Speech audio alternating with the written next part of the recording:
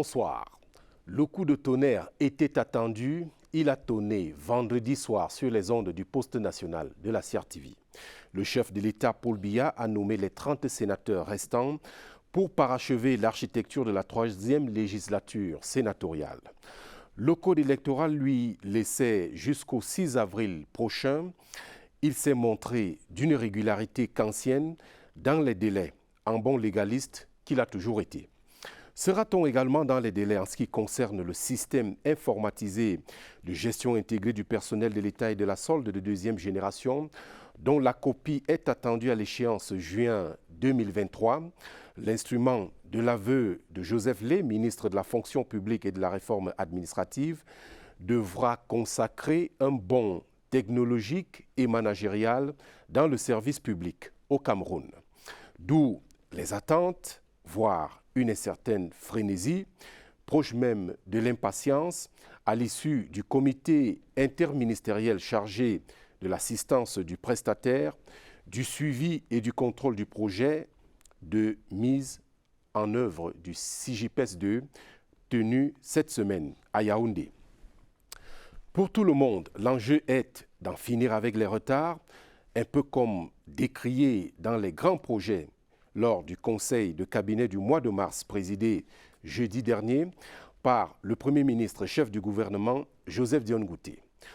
Où en sommes-nous avec le CJPES, cette arlésienne engagée depuis 2013 par le gouvernement, dossier urgent traité en plein dimanche et soumis à la diligence du ministre de la fonction publique et de la réforme administrative, en direct du studio 2 du centre de production de la CRTV, que notre illustre invité connaît à livre ouvert comme un cardinal, connaît la Bible pour des raisons évidentes à ceux qui s'intéressent à la télévision et à son histoire, et donc à l'histoire de ses icônes.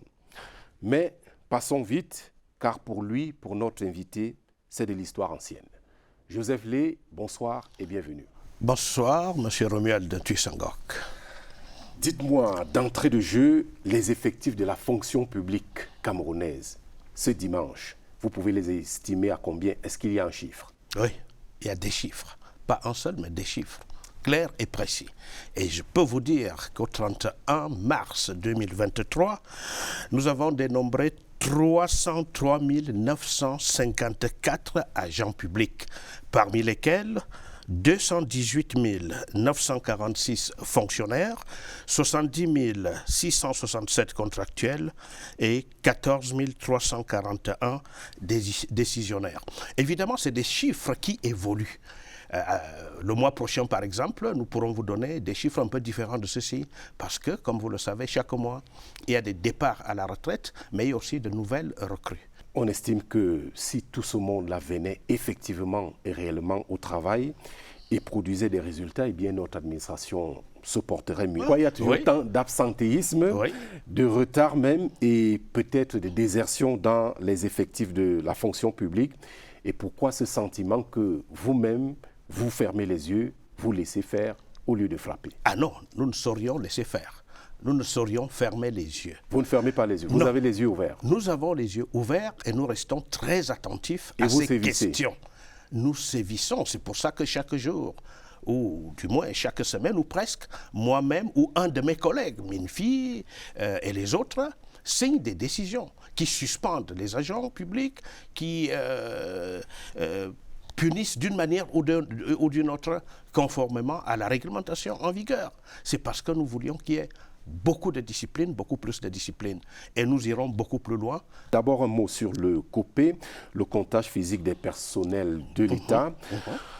Ce COPE devait permettre une maîtrise des effectifs et la récupération des sommes indûment payées à des fonctionnaires fictifs, ou, si vous me passez l'expression maquisard, sommes-nous plus avancés sur ce point? Nous sommes avancés et nous avançons. Le COPE, nous sommes dans la phase contentieuse.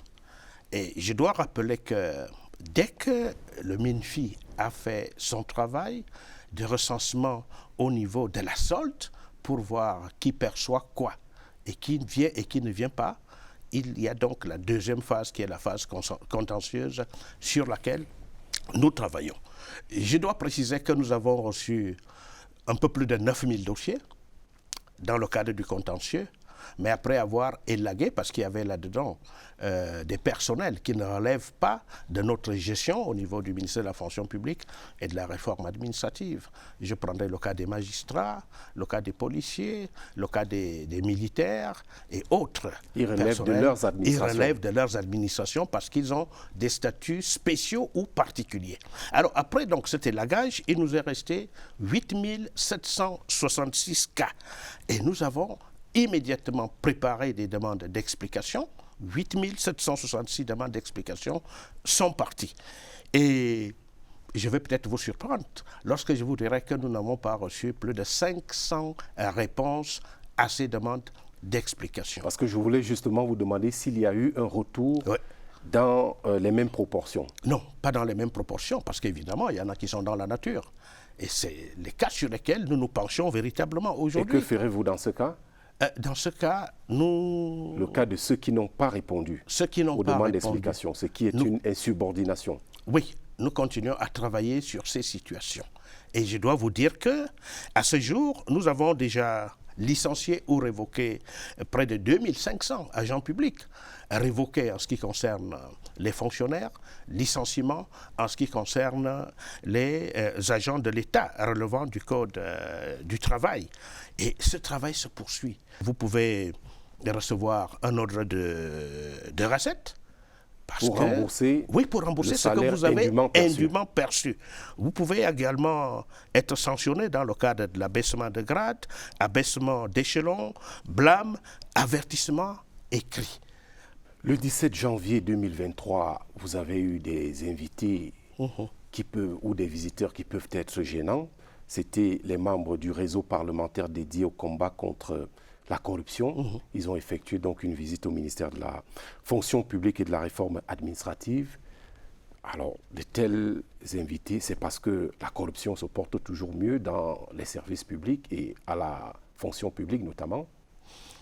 Le Parlement est dans son rôle de contrôle de l'action gouvernementale. Et permettez-moi de vous le dire tout de suite, de tels invités ne nous gênent pas beaucoup, ne nous gênent même pas du tout. Ils ne sont pas encombrants. Vous n'avez rien à cacher? Non. Le service public est ouvert à tous. Et qui plus est, une mission venant du Parlement. Nous avons le devoir de les recevoir. Et je dois vous dire que nous avons eu une séance de travail extrêmement intéressante. Ils sont repartis, il ne m'appartient pas d'apprécier ou de juger, mais j'ai eu l'impression qu'ils sont repartis satisfaits de ce que nous avons pu faire ensemble, parce que nous leur avons montré tous les processus, que ce soit pour les recrutements, les intégrations et tout le reste. Nous avons mis tout sur la table. Non seulement moi-même, parce qu'il a fallu une communication introductive que j'ai faite, mais chacun de mes directeurs a pris la parole pour expliquer ce qui se fait, les différentes sanctions qui sont prises, au cas où cela est nécessaire. Et il faudrait peut-être que ce soit cette mission elle-même qui était conduite, je crois bien, par l'honorable Essoba Bongono. Oui, qu'eux-mêmes ils apprécient et qu'ils vous disent ce qu'ils ont pu retenir de cette mission. De toute façon, nous retenons déjà l'idée que vous-même vous en faites. Parlons à présent du CJPES 2, le système informatisé de gestion intégrée du personnel de l'État et de la solde de deuxième génération. On en parle depuis à peu près 2013. À l'époque, vous n'étiez même pas encore au poste que vous occupez. Je suis arrivé en 2018. En 2018. Le 2 mars, et j'ai pris fonction le 5 mars 2018. Et donc, on en parle depuis. Commencez par dire peut-être à ceux qui ne savent pas de quoi il s'agit exactement, ce fameux CJPES. Vous avez parlé d'arlésienne tout à l'heure. Je ne suis pas d'accord avec vous. Ce n'est pas une arlésienne. S'agissant particulièrement du projet sur lequel nous travaillons aujourd'hui. Alors que... Certes, il y a eu un ou des projets qui n'ont peut-être pas, qui n'ont pas marché. Mais il faut quand même dire que le tout premier, celui qui fonctionne jusqu'à aujourd'hui, le CJPES 1, qui fonctionne aujourd'hui, mais parallèlement avec Antilope. C'est ce CJPES qui nous permet de traiter la carrière des agents publics. Et lorsque nous avons intégré ou immatriculé, nous basculons dans Antilope pour que le ministère des Finances procède au paiement de la solde. Entre-temps, il y a donc eu un projet, vous parlez de 2013, je crois bien que c'est en ce moment-là que ça a dû commencer, mais qui n'a pas donné les résultats escomptés. S'agissant du projet actuel, nous sommes dessus depuis 18 mois. Et je vais peut-être vous surprendre lorsque je vais vous le dire. 18 mois, pas depuis 10 ans. Parce que j'ai vu cela écrit dans un journal. Pas depuis 10 ans. C'est en juin. Vous avez commencé un nouveau projet. Tout à fait différent de ce qui a existé ou qui a failli exister jusque-là. Parce que nous avons reçu les hautes directives du chef de l'État nous demandant de travailler sur un nouveau projet totalement nouveau qui, à la fin de sa construction, va devenir la propriété exclusive de l'État du Cameroun. Et c'est le 28 juin 2021 que nous avons attribué les marchés. Et ensuite, en septembre 2021, les ordres de service et tout le reste, pour que le travail puisse donc commencer. Après les installations et tout ce que vous pouvez imaginer pour ce qui est de la mise en place des entreprises. Notamment l'entreprise CIMAC, c'est une entreprise tunisienne, et puis Afritech, une entreprise camerounaise qui est chargée de notre accompagnement dans le cadre de la maîtrise d'ouvrage. Donc c'est l'assistant à la maîtrise d'ouvrage Afritech. Alors, donc c'est depuis septembre 2021. Nous venons de terminer le mois de mars, donc nous sommes à 18 mois. Encore une fois, Monsieur le ministre, en quelques mots, ce projet-là, de quoi s'agit-il exactement? Il s'agit pour l'État du Cameroun de mieux maîtriser ses effectifs et de mieux maîtriser la masse salariale. Vous avez certainement appris qu'il y a eu des problèmes avec le système qui fonctionne actuellement. Parce qu'entre l'actuel CIGIPES et Antilope, il y a une route, il y a un chemin. Et en chemin, beaucoup de choses peuvent se faire. Et malheureusement, il y en a eu pas toujours de bonnes choses. C'est pour ça que l'État du Cameroun a pensé qu'il fallait aller plus loin, en combinant les effectifs et la solde, de telle sorte que ce soit un seul et même système informatique intégré qui gère les deux. C'était déjà un peu le cas avec le projet qui n'a pas tout à fait marché, mais cette fois-ci, nous voulons aller plus loin. Parce que, en plus de la combinaison de la carrière et de la solde, nous allons introduire la biométrie pour maîtriser ce dont vous avez parlé tout à l'heure dans votre mot introductif, c'est-à-dire le contrôle des effectifs, le contrôle des présences, pour qu'il n'y ait plus beaucoup d'absents, pour qu'il n'y ait plus des gens qui désertent et qu'on ne s'en rende pas compte. Et un troisième aspect, la gestion électronique des documents. Parce que avec ce nouveau système, nous voulons aller vers une administration sans papier du tout. Le seul papier dont vous aurez peut-être besoin, d'ailleurs vous irez le trouver dans le système, et à vous de le télécharger et d'en faire ce que vous voulez bien en faire. Mais en ce qui nous concerne, il ne sera plus question que vous veniez par exemple au Minfopra pour dire que je voudrais mon acte d'intégration, je voudrais mon acte d'avancement ou de reclassement, ou bien la mise à la retraite, parce que tout ça va se gérer à l'intérieur du système. Encore que nous y sommes pratiquement déjà avec ce que nous faisons depuis bientôt 5 ans. Nous y sommes pratiquement. Le basculement est progressif. Bien sûr. Alors, on va continuer à parler de ce CIGIPES. D'abord, une petite pause pour regarder un élément d'actualité qui a eu lieu cette semaine. Il s'agit du comité de politique monétaire de la BEAC, la Banque des États de l'Afrique centrale, présidé par le gouverneur Abbas Mahamat Toli.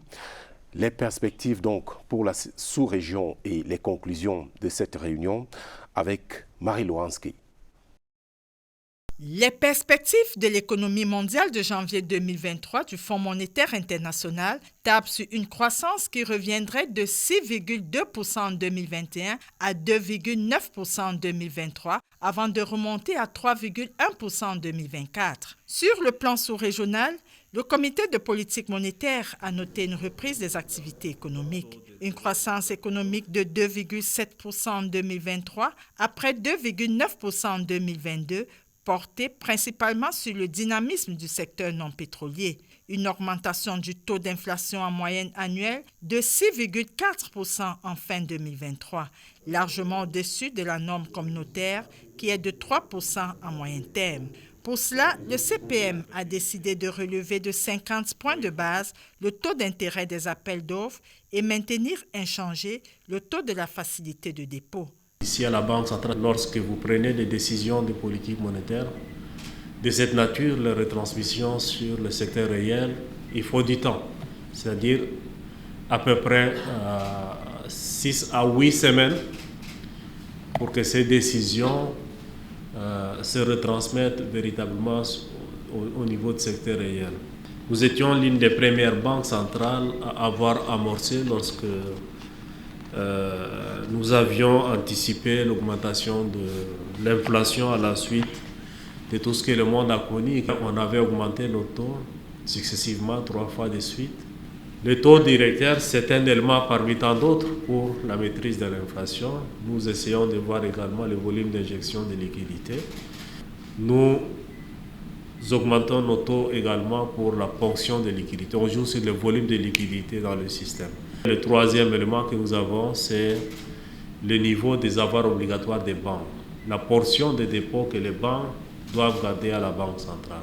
Sur le plan de la monnaie, la masse monétaire et le crédit à l'économie augmenteraient respectivement de 9,9% et 10,01%.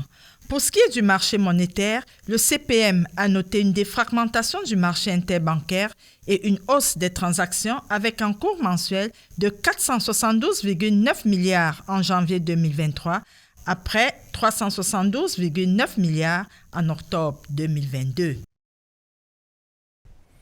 Ces nouvelles et ces perspectives pour la sous-région, Monsieur le ministre, vous rassurent-elles sans trop de commentaires? Elles sont plutôt rassurantes si on s'en tient aux explications données tout à l'heure par le gouverneur de la BEAC. Elles sont rassurantes parce que nous savons que la conjoncture n'est pas facile. Elle est très difficile, mais vous voyez tous les États membres de la CEMAC qui se sont réunis d'ailleurs il y a quelques jours ici à Yaoundé. Ceci a montré qu'il y a des efforts qui sont faits. Les chefs d'État sont conscients de ce qu'il faille travailler davantage et donc il faut rester optimiste. Pour revenir au CJPS2, que retenir de la session du comité interministériel que vous avez présidé cette semaine? Je dois dire qu'il s'agissait d'une étape très importante dans la marche vers la réalisation de ce projet, de cet important projet qui tient à cœur le président de la République, mais aussi l'ensemble des Camerounais, pas seulement les agents publics, l'ensemble des Camerounais. Alors, c'était la 6e session du comité interministériel. Et nous nous sommes réunis pendant pratiquement 7 heures d'horloge parce que nous avons tenu à ce que les prestataires viennent nous montrer des choses concrètes qui sont faites jusqu'à présent. Et il y a donc eu cette démonstration avec des exemples concrets à l'appui, avec un certain nombre de documents qui ont pu être présentés et même imprimés, mis à la disposition des participants à cette session. Et je crois pouvoir vous dire que là, nous sommes sur la bonne voie. Vous ne voulez pas tomber sur les erreurs passées? Surtout pas. C'est pour ça que nous nous voulons méthodiques. Tout à l'heure, dans votre propos introductif, vous vous êtes demandé si l'échéance de juin 2023... ne nous accrochons pas sur la date, mais travaillons surtout de façon méthodique pour que les choses aboutissent. Et comme vous avez évoqué le mois de juin, je pourrais m'aventurer en disant qu'à partir du mois de juin, il y aura déjà au moins quelques modules. Il y en a 14 en tout, mais il y aura déjà certainement quelques modules et nous travaillons. C'est pour ça que j'ai tenu à insister sur le fait que toutes les parties prenantes accélèrent le processus, que tout le monde apporte du sien, de telle sorte que nous puissions avoir quelque chose assez rapidement, au moins cette première étape qu'est la combinaison de la solde et des effectifs. Monsieur le ministre, vous pensez que nous aurons la copie finale et les résultats attendus de cet instrument à quelle échéance?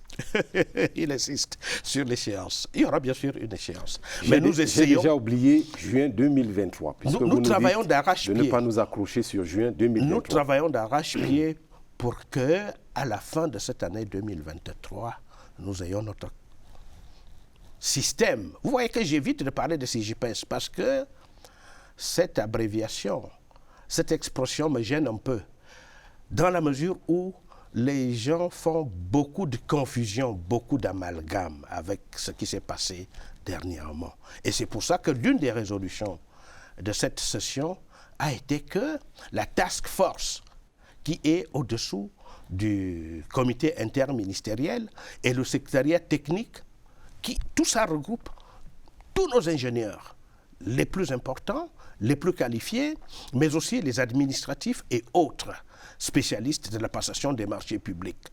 L'une des résolutions a été que ces groupes de travail réfléchissent déjà au nouveau sigle que nous allons donner à ce nouveau système, que ce ne soit plus le même sigle CJPS. Nous sommes en train de travailler pour que l'ensemble des administrations se retrouvent là-dedans. Statut général de la fonction publique et statuts spéciaux. Et ça, il faut avoir les données, la reprise des données. Il faut avoir tous les organigrammes et les cadres organiques. Vous voyez qu'il s'agit d'un travail assez laborieux, d'un travail assez éprouvant, et nous voulons aller méthodiquement, et pour qu'à la fin, ce soit un seul système qui gère tous les effectifs de la fonction publique camerounaise. Quand je dis fonction publique, l'administration publique camerounaise, et tout est la solde, afin que rien ne nous échappe. De la connaissance que vous avez de nos services publics, Monsieur le ministre, est-ce que vous croyez que nous avons suffisamment d'équipements, nous sommes matériellement outillés et même que nous avons toutes les ressources, les expertises qu'il faut pour que ce basculement paradigmatique auquel nous invite le nouvel instrument soit effectif? Oui. Les instruments, la logistique, on n'en aura jamais suffisamment. Mais l'effort est fait par l'État, à commencer par le président de la République lui-même, qui ordonne souvent des déblocages spéciaux pour que nous puissions nous équiper. Et dans le projet actuel, dans le cadre des marchés qui ont été passés, il est prévu que justement les prestataires nous fournissent la logistique qui va héberger ces nouveaux instruments. Parce que, et là vous me permettez d'insister sur un aspect important. Lequel? Je l'ai peut-être effleuré tout à l'heure pour dire que ce système va être une propriété exclusive de l'État du Cameroun. Joseph, les enseignants ont bruyamment manifesté leur colère l'année dernière.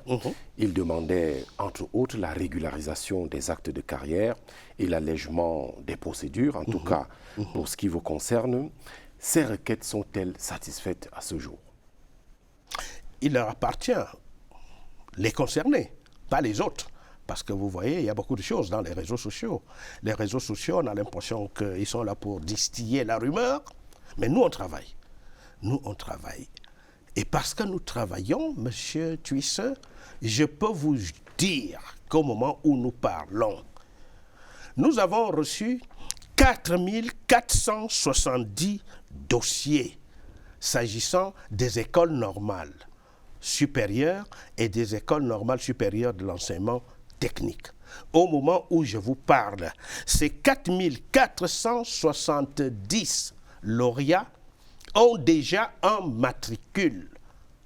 Maintenant, le processus d'intégration, il est en cours. Mais l'intégration peut venir même dans 5 ans. Ce n'est pas pour dire que ça va venir dans 5 ans. Le travail est en train d'être accéléré. Même si l'intégration, le décret d'intégration n'est pas signé aujourd'hui, mais je vous dis qu'étant donné que ces 4470 lauréats sont déjà immatriculés... Qu'est-ce qui empêche que ce soit signé dans les médias? Laissez-moi terminer, je vous dirai. Alors, les 4470 qui ont déjà un matricule, et ce matricule ayant été basculé dans le système Antilope, peuvent déjà avoir leur salaire. Alors, contrairement à ce qui se dit, le ministère de la fonction publique n'est pas un menteur. Notre devoir consiste à immatriculer, préparer les actes d'intégration, parce qu'il s'agit des fonctionnaires de catégorie A, A1 et A2. Et ce travail est fait pour les 4430 70. Si vous voulez, je peux, ça va nous prendre peut-être 1 minute ou 2. Je vais dans mon téléphone. Je vais rentrer dans notre CJPES et je vais vous montrer un exemple, un cas concret. Je demande au caméraman d'être attentif pour qu'il soit attentif, que nous puissions vérifier tout cela par un gros plan. Voilà. Et là, j'ai le cas de M. Franck Gimgo. Franck Gimgo, je vais montrer ça à la caméra tout à l'heure. Franck Gimgo, qui dit qu'il a été affecté depuis le 22 avril 2022. Et là, il n'a pas encore son salaire. Bon, alors, voici, je rentre dans le système, le CJPES, et je me rends compte que l'acte d'intégration de M. Ngimgo Franck Roussel a été effectivement signé le 30 septembre 2022. Et un numéro matricule, avant même l'intégration, un numéro matricule lui avait été déjà attribué. Il s'agit du numéro E-18 69 67. Je dis bien E-18 69 67. Et bien plus, le 13 janvier 2023, le MINFOPRA a expédié son acte pour la solde, c'est-à-dire basculement dans Antilope. Et dès cet instant, il peut déjà prétendre avoir le salaire, parce que le MINFOPRA a fait son travail. La question du salaire, ce n'est pas au niveau du MINFOPRA. Vous savez qu'il y a un décret du 9 mars. Vous avez fait ce que vous aviez à faire, mais ça ne change pas le fait que cet enseignant-là n'a pas encore touché son salaire. Parce que, mais ça ne dépend pas de vous, évidemment. Donc, maintenant, ça dépend aussi de lui. Il s'agit maintenant donc de voir au niveau de son ministère utilisateur pour que la prise en charge financière se fasse. Et ça, c'est déjà faisable. Voici les données. Et je ne sais pas si votre caméra sera à mesure de bien filmer cela. Voici les données. Lui-même peut aller dans CJPES, il va trouver ces informations. Et donc, aujourd'hui, M. Ngimgo peut déjà toucher son salaire, lui qui est de la vague 2022 des ENS et N7. Pourquoi les décrets tardent à être signés? Et je ne sais pas si je dois dire que les décrets tardent à être signés. Nous préparons les projets de décrets. Mais vous venez de constater qu'ils sont en train d'être signés. Nous envoyons donc du côté de la hiérarchie, parce qu'il s'agit des fonctionnaires de catégorie A. Je viens de vous dire à propos de Ngimgo qu'ils sont signés. Alors, lorsqu'ils sont signés là-bas, les services du Premier ministre nous les renvoient et nous mettons en ligne. Tous peuvent aller dans notre CJPES et ils vont voir l'évolution. Tout est transparent, tout est là-dedans. Ceux qui n'ont pas Internet, qu'ils vraiment fassent l'effort d'aller même dans notre délégation régionale. De partout. Il suffit qu'il aille dans le CJPES et il verra la situation de son dossier, l'évolution. Qu'est-ce qui reste encore à faire? Mais je dois aussi vous dire que pour certains, ils ont tort parce que leur dossier, pour la plupart, reste incomplet. Nous avons beaucoup de dossiers. L'intégration ne peut se faire que sur la base d'un dossier totalement complet. Même si nous avons immatriculé, pour que le Premier ministre signe le décret d'intégration, à travers son secrétaire général, il faut que ce dossier soit complet. Et la plupart oublient souvent de compléter. Et vous savez ce que nous faisons, monsieur Ntuisse? Que faites-vous? Ce que nous faisons même, c'est que lorsque nous constatons que le dossier est incomplet et qu'il y a le contact de monsieur ou de madame dans son dossier, nous leur envoyons un SMS pour dire « Monsieur Ntuisse, votre dossier, il manque telle et telle pièce, envoyez-les-nous. » Un mot simple et clair, monsieur le ministre. Les mesures prescrites par le président de la République en ce qui vous concerne ont été respectées à la lettre. Vous nous imaginez en train de ne pas respecter les instructions du président de la République, monsieur Ntuisse. Parce que c'est des instructions d'application immédiate. Et c'est ce que nous avons fait. Et ce que nous sommes en train de faire ne concerne pas seulement les enseignants. Maintenant, tous les jeunes lauréats, tous ceux qui veulent entrer dans la fonction publique, c'est ce que nous faisons. Et je dois d'ailleurs vous dire que pour les intégrations ou même pour les les recrutements en ce qui concerne les agents de l'État, désormais, ces dossiers-là, ils arrivent pas à Yaoundé, dans notre délégation régionale. Et nous avons équipé nos 10 délégations régionales des outils de travail pour les numériser. Et dès qu'ils sont en train de numériser, nous recevons ces documents en temps réel à Yaoundé. Le directeur du développement des ressources humaines de l'État, dès qu'il les a reçus, fait des certificats de prise de service. C'est des certificats collectifs. Et dès que les certificats collectifs de prise de service sont établis, nous attribuons les matricules. Et maintenant, pour ce qui est de l'intégration, le dossier va suivre son cours. Et vous savez que dès que quelqu'un a son matricule, c'est qu'il est désormais identifié par l'État. Et donc, il peut bénéficier de sa solde. Voilà. Maintenant, puisque la finalité, c'est quoi? C'est le salaire.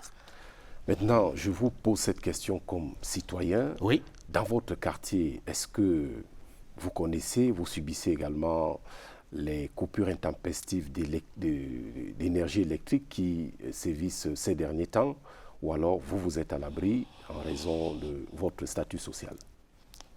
Je ne voudrais pas utiliser l'adjectif intempestif. Ces coupures ne sont pas intempestives? Je voudrais dire qu'il y a des coupures, oui, mais le gouvernement fait tous les efforts possible pour réduire ce phénomène. Mon collègue, le ministre de l'Eau et de l'Énergie, s'est suffisamment expliqué là-dessus. Il continue à travailler. Les investissements sont donc en train de revenir. Il faut simplement que nous soyons un peu patients. Ça va venir. Ce n'est pas parce que je suis dans une situation un peu aisée ou je ne sais pas quoi que ce soit. Non, je dois être solidaire de l'ensemble de nos compatriotes. Nous essayons de faire ce qui est possible à titre individuel, mais surtout au niveau du gouvernement. Le travail est fait de telle sorte que nous sortions progressivement de cela. Et je suis solidaire de cette action gouvernementale. Et pour comprendre donc comment sortir de là, mais également davantage aussi les causes et les explications de ces coupures, voici l'enquête menée par Cyril King-Mbépé. Coupure intempestive d'électricité. Malgré la pluie, les ménages ont du mal à trouver la stabilité énergétique. Pour le tissu économique, l'ardoise est lourde. On est quand même dans un pays où l'économie fonctionne au ralenti parce qu'il n'y a pas d'énergie. Où les enfants meurent dans les hôpitaux parce que les couveuses n'ont pas d'énergie.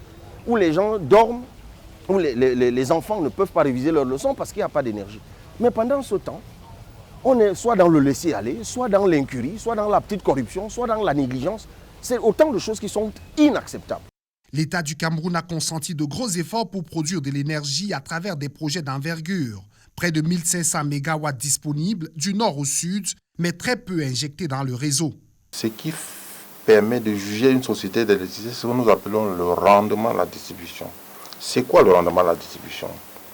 C'est que entre le moment où vous produisez l'électricité, vous transportez, etc., vous amenez dans votre maison, il y a des pertes. Nous appelons ça des pertes techniques qui s'accumulent. Et puis maintenant, il y a ce qu'on appelle les pertes non techniques qui sont liées à la fraude, un certain nombre de coupures, etc. Et quand on privatisait la SONEL, notre rendement, la distribution était de l'ordre de 70%. C'est-à-dire qu'on était mauvais, d'après la Banque mondiale. 20 ans après la privatisation, ce rendement de distribution est toujours de 70%.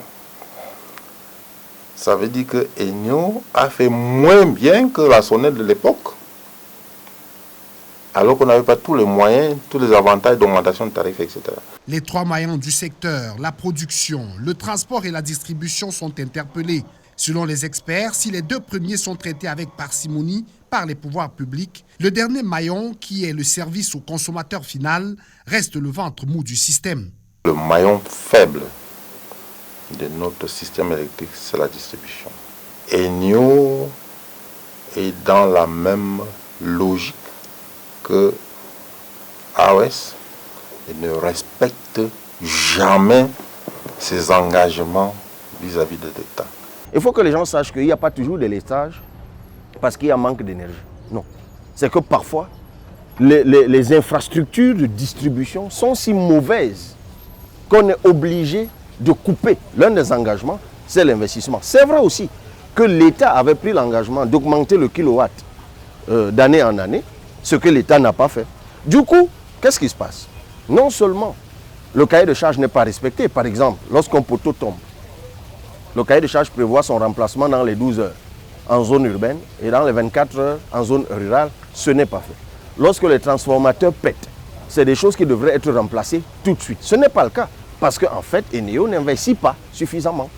La question de base est celle de l'investissement et du respect des éléments contractuels. Pour le distributeur et collecteur des fonds générés, les pouvoirs publics ne respectent pas leur part. La fixation des prix du kilowatt, le règlement des factures dues entre autres. Pourtant, avouent les experts, aucun investissement majeur n'a été réalisé dans la distribution depuis les 20 dernières années. Le manque de réactivité de Eneo lorsqu'il y a coupure, parce qu'il y aura toujours des situations, soit un orage qui fait tomber les poteaux, soit des appareils de coupure qui tombent en panne, etc.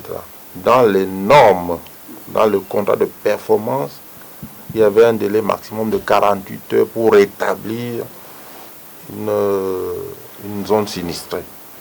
Mais ce qui se passe aujourd'hui, c'est qu'on attend parfois plusieurs semaines, parfois des mois, tout simplement parce qu'il y a une gestion centralisée par Eneo. Et pourquoi c'est centralisé? Parce qu'ils surveillent les dépenses. Et le privé n'a qu'un objectif, c'est diminuer les dépenses pour augmenter le profit. En l'état actuel, la solution pour que la marche vers l'émergence soit enclenchée avec sérénité en matière d'énergie est urgente. Vous écoutez le ministre vous dit, mais non, Eneo ne demande pas un copec. D'ailleurs, c'est nous qui demandons de l'argent à Eneo. Vous retournez du côté d'Eneo. Eneo vous dit oui, mais non, mais nous on ne peut pas investir sur les transformateurs, on ne peut pas payer le carburant, on ne peut pas remplacer les infrastructures déficitaires de la distribution parce que l'État ne paye pas ses factures. Il y a là un flou artistique qui ressemble encore à une grosse incurie. D'ailleurs, j'ai appris qu'au niveau de la présidence de la République, une commission d'audit a été mise en place pour tirer l'affaire au clair. Des études sont menées. On se rapproche des éléments obligatoires. Relire la base contractuelle entre l'État et les concessionnaires. La solution générale pour le gouvernement, c'est de renationaliser tout. Puisque la privatisation a montré son échec sur toute la ligne. En l'état actuel, le secteur énergie recherche des financements, un peu plus de 6 000 milliards de francs CFA, 2 tiers pour améliorer le transport de l'énergie produite, l'autre tiers pour la production et la distribution. Vous vous êtes déjà prononcé sur cette question et on ne va pas en rajouter. Poursuivons notre entretien, Monsieur le ministre, avec l'ENAM. Vous avez présidé vendredi dernier la rentrée solennelle de la promotion quarantenaire. Ce nom de baptême représente quoi? Ça représente beaucoup. C'est la promotion du quarantenaire, le quarantenaire du renouveau national. Comme vous le savez, nous le savons tous, le président de la République, son Excellence Paul Biya, a accédé au pouvoir le 6 novembre 1982. Et le 6 novembre 2022, ça faisait 40 ans. Et les résultats du concours de l'ENAM ont pratiquement coïncidé avec cette date. Il s'agit donc de célébrer et de magnifier le renouveau national, de magnifier et célébrer cet anniversaire. Mais surtout, ce n'est pas comme certains le prétendent, un acte de flagornerie. Mais non, pas du tout. Parce que nous souhaitons, chaque fois que nous attribuons un nom de baptême à une promotion, c'est pour que cette promotion s'imprègne des valeurs de ce que nous voulons dire à travers le nom de baptême. Et vous savez que le renouveau national, rigueur, moralisation, le président de la République lui-même qui constitue notre modèle à nous tous, qui définit la politique de la nation avec une ambition précise et claire, il faut donc que les jeunes gens qui entrent à l'école aujourd'hui et qui vont sortir demain soient des modèles dans leur façon de faire, dans leur façon d'être, et surtout qu'ils s'imprègnent de la nouvelle approche qui consiste à moderniser notre administration publique. Malgré les efforts du directeur général Pierre-Bertrand Soumbouangoula, malgré votre encadrement et vos efforts à vous-même, beaucoup de Camerounais pensent que les concours d'entrée à l'ENAM manquent de transparence, d'objectivité et de justice. Ils sont durs ou alors c'est la réalité qui est dure? Nous sommes en démocratie et il y a la liberté d'expression. à l'ENAM, justement, vendredi, j'ai dit, vous savez, les réseaux sociaux distillent, malheureusement, et c'est ce qu'on constate, un peu plus de rumeurs que de réalité, que la réalité des faits. Mais il n'y a pas mieux que les faits, les chiffres et les dates pour convaincre. Alors, s'agissant de l'entrée à l'ENAM, comme pour tous les autres concours administratifs, il y a deux principaux critères. La compétence, c'est-à-dire que la performance du candidat, et puis il y a les quotas régionaux. Et même à l'intérieur de ces quotas, nous cherchons les meilleurs. Mais voyez-vous, M. Tuisseux, lorsque vous avez, par exemple l'année dernière, 16 000 jeunes gens qui veulent entrer à l'ENAM, et vous n'avez que 250 places, vous imaginez bien que quel que soit le résultat que vous allez sortir, il y aura des gens quand même pour dire « mais non, j'aurais dû ». Et c'est vrai, quelqu'un peut échouer avec 15 sur 20. Quelqu'un peut échouer avec 15 sur 20, pourquoi? Parce que si nous voulions 5, et qu'au-dessus de vous qui avez 15 sur 20, il y a un qui a 18, parce que ça se fait, il y en a qui ont 18, un autre 17,5, un autre 16,5, un autre encore 16, et un autre 15,5 sur 20, ça fait déjà les 5 places. Vous qui avez 15, vous échouez. Maintenant, pouvez-vous rassurer qu'à ce jour, l'entrée à l'ENAM et peut-être les autres concours administratifs ne donnent plus lieu à des interventions, à des tripatouillages, à la circulation d'enveloppes épaisses, bref, à des combines? Tripatouillage et enveloppe épaisse, je n'en sais rien. Vraiment, je ne peux pas le dire. Ça n'arrive pas à votre niveau. Comment vont-ils faire pour arriver à mon niveau? En revanche, si jamais ça arrive. En revanche, il y a des interventions. Et même lorsqu'il y a des interventions... Votre téléphone sonne. Bien sûr, je ne dirais pas non. Mais j'ai la liberté de recevoir un coup de fil. J'ai la liberté de parler avec quelqu'un. Mais vous savez ce que je dis souvent à ces parents-là? Qu'est-ce que vous dites? À ces parents ou ces candidats? J'ai dit vraiment, s'il vous plaît, mettez plutôt votre enfant au travail pour qu'il ait une bonne performance. C'est ainsi que nous allons, non seulement, nous n'allons pas dévaloriser l'ENAM, le label ENAM, mais ensuite, nous aurons à la fin de la formation des Camerounais très futés qui connaissent bien ce que c'est que l'administration publique et qui peuvent donc y travailler. Mais comme je vous ai dit, chaque année, le nombre de places se réduit. Il est réduit. Il y a, je crois, 2 ans, nous étions à 430. Et l'année qui vient de s'écouler, nous étions à 250 places. Quand vous avez 16 000, 18 000, voire 20 000, il y a une année, on a même eu 22 000 candidats, avec si peu de places. Vous comprenez bien que, quel que soit le résultat que vous allez sortir, il y en aura qui trouveront à redire. Mais bon, en un mot, pour vous, il n'y a pas de combine. Nous restons sereins. Nous faisons tout pour qu'il n'y ait pas de combine. Je passe souvent moi-même des nuits à l'ENAM lorsque nous lançons le concours. Et nous passons des nuits parce que non seulement nous devons sélectionner les sujets, mais encore nous devons faire les enveloppes qui vont contenir ces sujets là sur place. Nous faisons la reprographie là sur place. C'est un processus qui commence parfois à 1h du matin jusqu'à 7h, lorsque les examinateurs et autres responsables de salle reçoivent donc les enveloppes et les amènent dans la salle. C'est pour vous dire qu'un effort considérable est fait. Mais vous savez, l'opinion, une certaine opinion, laissons l'opinion dire ce qu'elle pense. Mais nous travaillons. Et je suis heureux que vous nous invitiez sur un plateau comme celui-ci pour aussi quand même donner notre point de vue, pour donner notre vérité. Évidemment. Ah ben voilà.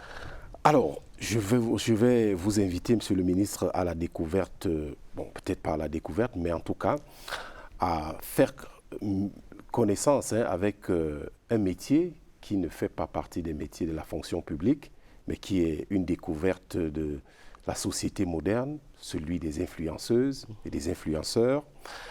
C'est des personnes et des personnalités dont la réputation et des personnages dont la réputation est partagée entre le blâme et l'acclamation. C'est l'objet de la chronique sociale L'air du temps que reprend cette semaine Aboubacar Abo, grand reporter. Ce sont les reines de la toile et leurs dévotes sans cesse plus nombreux en ont fait des déesses. Elles, ce sont les influenceuses, ces non-nèmes d'hier que la vague du buzz a porté sur le trône de la notoriété. Ce sont des filles qui essayent de profiter des nouvelles technologies, les TIC, pour se faire une part de marché. Les influenceuses, disons que ce sont les filles qui bavardent sur les réseaux sociaux, qui font le buzz sur les réseaux sociaux. Les influenceuses, elles amènent des informations, c'est vrai, bien sûr parfois mensonges, parfois vérité, mais beaucoup d'incertitudes dans ce qu'ils disent. Mais justement, cette place en vue s'entretient. Et pour satisfaire la curiosité insatiable des followers, certaines de ces femmes dites influenceuses n'hésitent pas à cliquer sur le vulgaire et souvent le malsain pour engranger vues et likes. Là-bas, ce ne sont pas des valeurs que nous devrions accepter. Je pense pas qu'en tant qu'influenceur, nous devons éduquer même les personnes influenceuses. Vous voyez un peu. Il y a une certaine éducation qu'elles se doivent d'abord d'avoir afin de poser certains actes devant les réseaux sociaux. Des posts signalés par une partie du public qui voit en elles des virus nocifs pour la jeunesse. Celles qui vont venir parler de leur nudité, les ébats sexuels et tout, en quoi est-ce que ça avantage la génération futur? En quoi est-ce que ça donne un plus aux jeunes? Être influenceur aujourd'hui, ça part plus dans le mauvais sens que dans le bon sens. Il faudrait d'abord, depuis d'abord, que ces influenceurs soient d'abord eux-mêmes éduqués et respectent l'opinion dans laquelle la loi régisse le pays. Mais dans cette vaste sphère, il ne faut pas mettre toutes les influenceuses dans la même corbeille. Dans les sections influenceuses, il n'y a pas que du mauvais. Je pense qu'il y a aussi celles-là qui prennent les valeurs, qui ramènent les consciences, qui ramènent l'éducation et qui ramènent les choses à leur valeur. Dans la mesure où il y a beaucoup qui peuvent justement prôner ce qui ne régisse pas les lois des mœurs dans une société. Il y a aussi celles-là justement qui prônent le bien-être, l'amour, le pardon. Pourquoi pas toutes ces choses qui donnent la valeur morale aux choses dans lesquelles on vit. Certaines sont donc des véritables exemples de travail et de dignité. Et leurs profils sont des gages que malgré l'ivraie, la bonne graine reste vivante. Votre réaction brève sur ce sujet? Je dirais tout simplement que les influenceuses sont à l'image des réseaux sociaux. C'est-à-dire qu'à travers les réseaux sociaux, nous avons des instruments de travail formidables, très intéressants. Mais malheureusement, tout y passe. Ces influenceuses, et j'ai beaucoup apprécié le point de vue d'une jeune dame tout à l'heure, qui disait que, au lieu de nous parler des histoires avec les S là, que ces influenceurs et influenceuses fassent évoluer la société en donnant des informations, en donnant des explications sur des choses utiles, sur notre économie, sur nos finances, et ainsi de suite, sur les questions internationales, les débats actuels de notre société, qui peuvent permettre d'évoluer. On reste dans des choses un peu trop terre à terre. C'est ça qui est dommage. Un peu insalubre. Alors, voilà. Pour aborder la fin de l'émission, d'abord, dites-moi, Joseph Lé, quel temps fait-il à l'est du pays en ce moment? Temps politique s'entend. Ah, le temps politique. J'ai cru que vous parliez de la météo. Il pleut. Il pleut à l'est. Malgré le soleil qui comme se ici lève à Yaoundé, toujours, oui. Il y a donc le soleil qui apparaît puisque les saisons changent, les saisons évoluent. Le temps politique maintenant. S'agissant du parti politique qui est le mien, je peux et je dois vous dire qu'il se porte bien. Le RDPC, pour ne pas le trahir. Le RDPC se porte très bien. Mais on a quand même constaté quelque chose lors des dernières sénatoriales. Parce que le collège électoral est bien connu. Il s'agit des grands électeurs. Et l'Est a cette particularité que, en dehors de la commune de Garoua-Boulaye, tout le reste, c'est des grands électeurs issus du RDPC. Mais Garoua-Boulaye, je crois que c'est une trentaine ou c'est pas une quarantaine de conseillers municipaux qui sont des grands électeurs, encore que là aussi on a grappillé un peu. Mais ce qu'on a quand même constaté, c'est que l'adversaire en face a eu 100 voix sur les 908 électeurs. Ça veut dire que dans nos propres rangs, il y a des gens qui ont choisi l'adversaire. C'est la démocratie. On appelle ça, ah oui, c'est peut-être la démocratie, mais c'est la trahison. Permettez que moi je parle plutôt de trahison. C'est la trahison démocratique. Vous êtes dans une maison, vous arrêtez une position commune, il y en a qui vont quand même faire autre chose. Il s'agit de la trahison. Démocratie, certes, mais, et voyez-vous, il s'agit surtout là de grands électeurs, des conseillers municipaux qui sont dans un conseil municipal.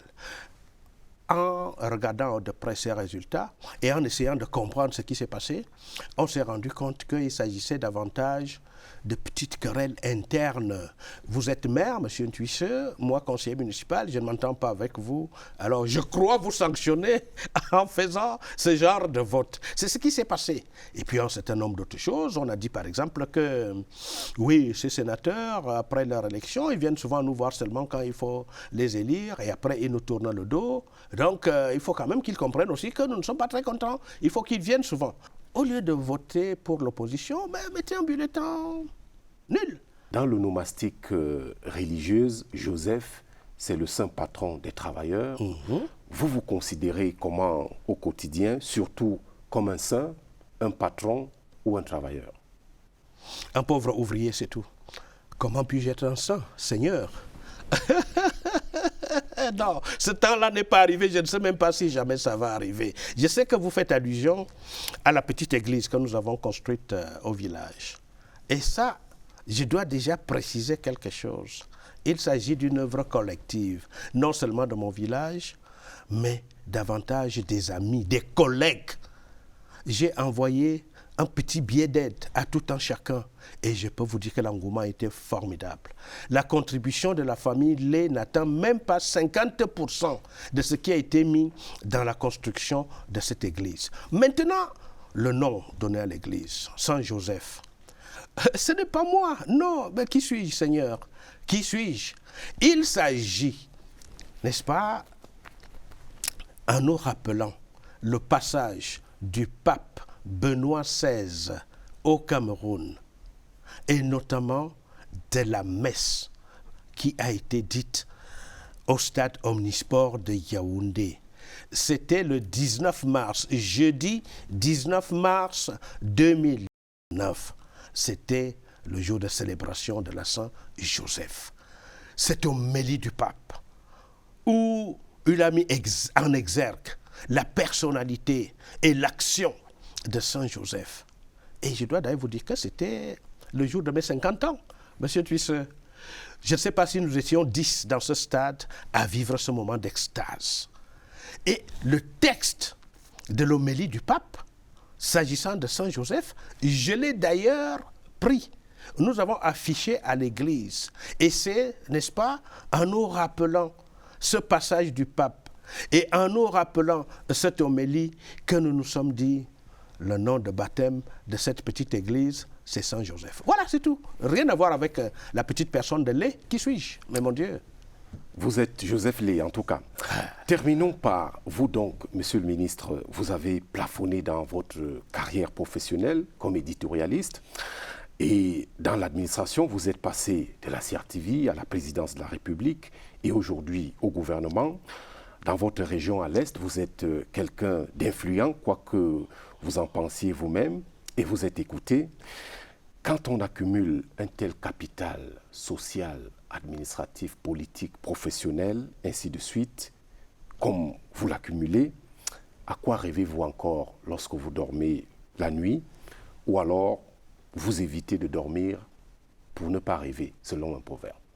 Je ne sais pas si je suis influent, mais en tout cas je ne suis pas un influenceur, mais nous essayons très modestement, très humblement d'apporter notre modeste contribution à l'édification de notre pays, à l'émergence de la région de l'Est, comme tous les autres fils et filles de cette région.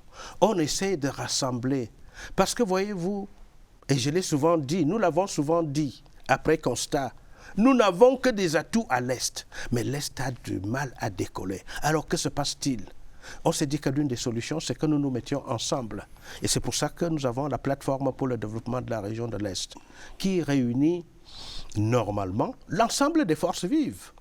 Il y a peut-être quelques réticences, mais je suis convaincu que ces frères et sœurs là vont prendre le train qui est en marche. Et il évolue, il va assez vite d'ailleurs, parce qu'il faut que l'Est sorte de sa situation actuelle. À côté de ce que fait le gouvernement, de ce que fait le président de la République pour nous, il faut que nous apportions notre modeste contribution. Et là-dedans, je ne suis qu'un pauvre ouvrier qui essaie d'apporter sa petite part, toute petite part, ensemble avec mes frères et sœurs. Voilà ce que je peux dire à ce sujet. C'est donc ce que nous allons retenir, Joseph Lé, ministre de la fonction publique et de la réforme administrative. J'ai été heureux de vous recevoir encore une fois sur ce plateau. Merci d'avoir accepté l'invitation du directeur général de la CRTV. S'il y a quelqu'un qui doit dire merci, c'est bien moi. C'est le ministre de la fonction publique et de la réforme administrative. Parce que pendant ces presque 60 minutes, vous nous avez donné l'opportunité d'expliquer un certain nombre de choses, un certain nombre de situations dans le cadre de la modernisation de notre fonction publique, de notre administration publique. Le chef de l'État accorde une importance capitale, toute particulière à l'avènement d'une fonction publique camerounaise moderne, plus efficace et résolument au service de l'usager. Sans l'usager, que nous considérons d'ailleurs comme un roi, nous n'existerions pas. Ce ministère a été créé pour ça. Notre administration existe pour ça, pour rendre service aux usagers. Et donc, lorsque vous nous accordez un espace comme ça, ça nous permet, je l'ai dit tout à l'heure, de dire aussi ce qui se fait à côté des rumeurs et autres qui sont propagées. Alors que ce n'est pas la vérité, c'est même parfois très loin de la vérité. Donc, M. Ntouisse, merci à vous-même, merci au directeur général Charles Dongo pour cette invitation et surtout pour l'accueil chaleureux. Merci enfin à votre équipe technique. Merci, mesdames et messieurs, pour votre attention renouvelée. Faites attention à vous et prenons tout soin de notre beau pays, le Cameroun. Bonsoir.